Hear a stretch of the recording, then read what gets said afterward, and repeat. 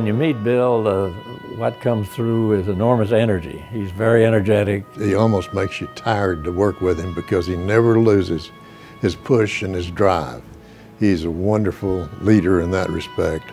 Bill joined the Southwest Airlines board in 2000 and is one of our strongest board members. We're very, very fortunate to have him. True character is displayed when times get tough, and Bill has always been there when we needed him. Bill Cunningham always is Bill Cunningham. He's true to himself. He's a man of intense integrity, and he never yields to the temptation to try to pretend to be somebody he's not. Bill's the real deal. You know, he's good at what he does, but he definitely he's definitely a lot of fun to be around, and he's got a great big heart.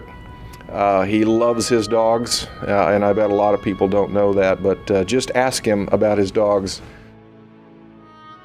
When he left administration, he bought himself a Corvette, and he took off his tie.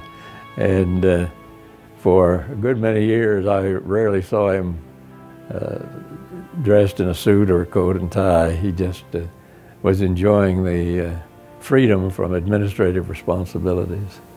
My close friends know this. Everyone does not.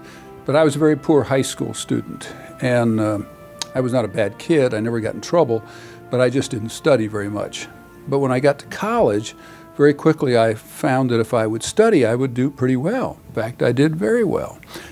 I was lucky I got to put together my interest in the academic community, my interest in teaching, my interest in research, and then I also got to be involved in businesses. And people like Jim Bob Moffitt invited me to serve on his corporate board, and I began to see, wow, there's really a big life out here and a great world. And so that was an opportunity for me to see business through a different set of eyes. I'm not someone who's thought about, I want to become dean, then I want to become president, then I want to become chancellor. That was never really part of me.